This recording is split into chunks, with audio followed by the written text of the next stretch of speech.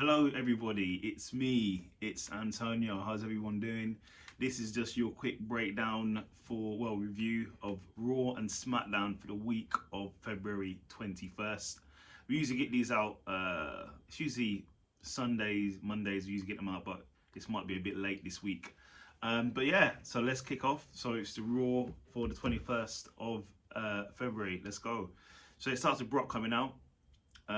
He started sort of saying a promo. He's the guy. He's the champ now.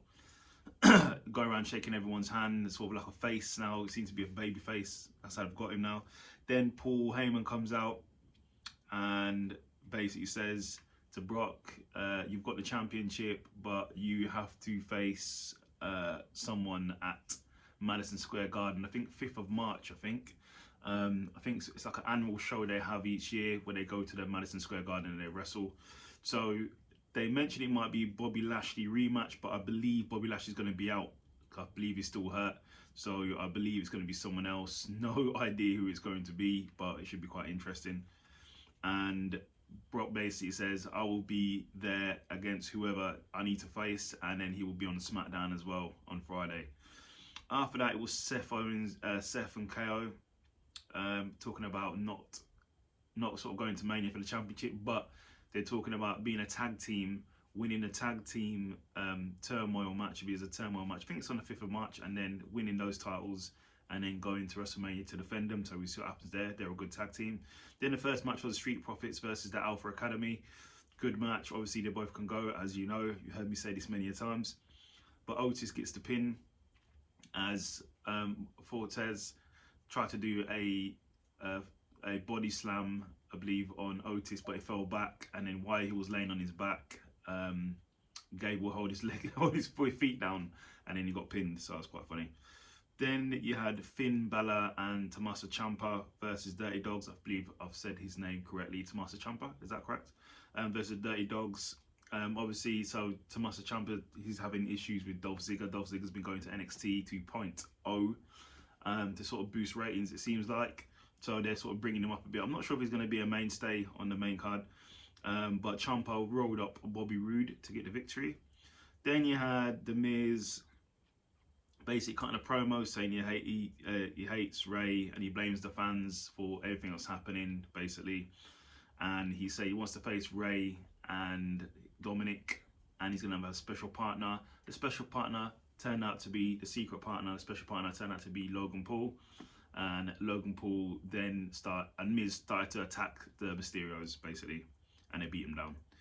Then, as we say every single week, where is Veer Mahan? I think they need to send a search party. I really think the family needs to send a search party out for him now. I think it's getting ridiculous.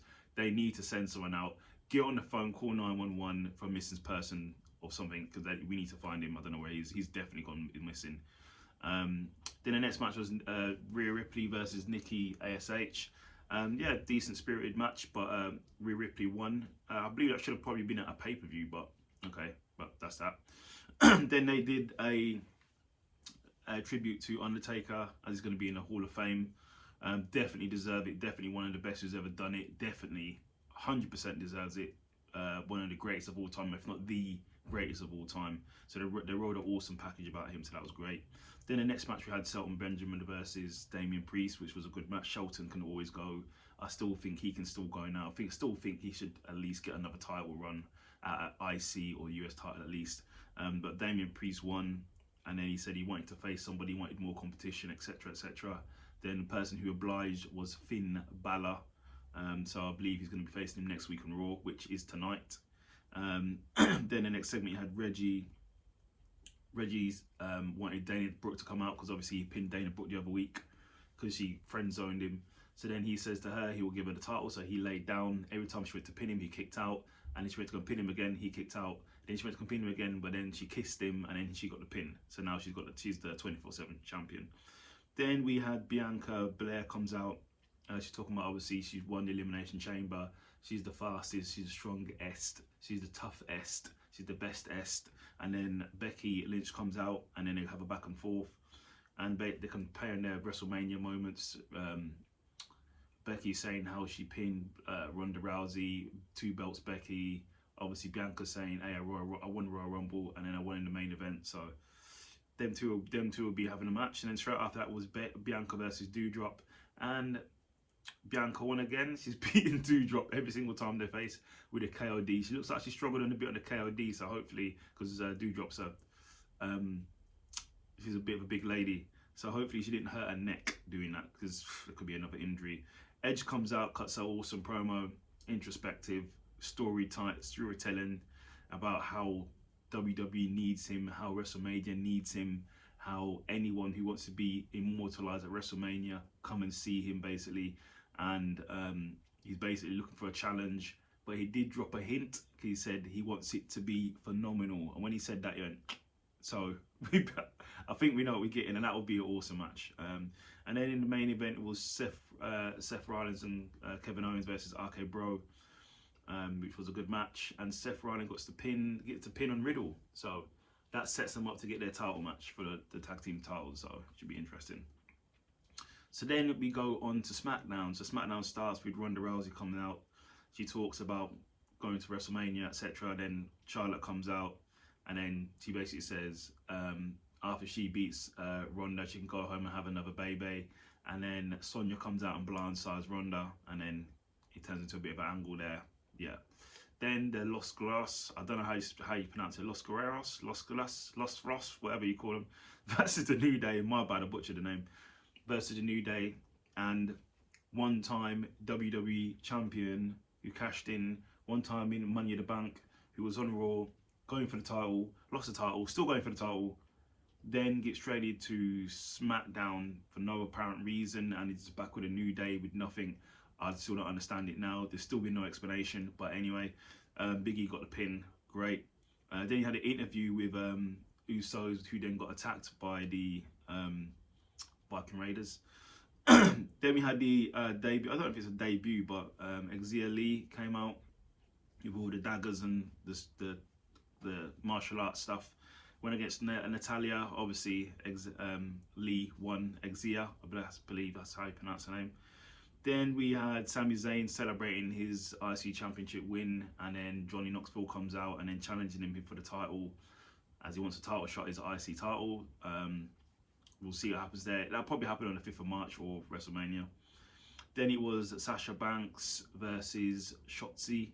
I think they said Sasha Banks is a 6-time or 5-time world champion. That's pretty damn good. Sasha can obviously go, and she won. Sasha won that match. So yeah, I'm not sure what Sasha's doing at WrestleMania, if she's even at WrestleMania. But they should give her a match at WrestleMania. She's definitely can go, obviously. Then we had Drew versus Corbin, where it's meant to be Drew versus Corbin, Happy Corbin, but Corbin opts for Madcap Moss to take the match. And it actually turns into a pretty damn good match. I actually thought at one point Madcap Moss was going to beat Drew, but it didn't happen. Hit with the Claymore, and that's it, 1, 2, 3, Drew won.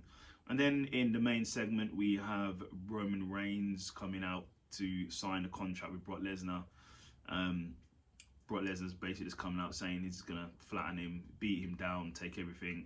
And then Roman proceeds to say, I own everything around here. I own the tannoy, I own the ring, I own the camera guys, I own the security, I own the announce table, I own the title, I own the building. And then when he said that, he came out the ring, and there's security in the ring, and they started to attack Brock. Obviously, Brock just leveled and flattened everybody.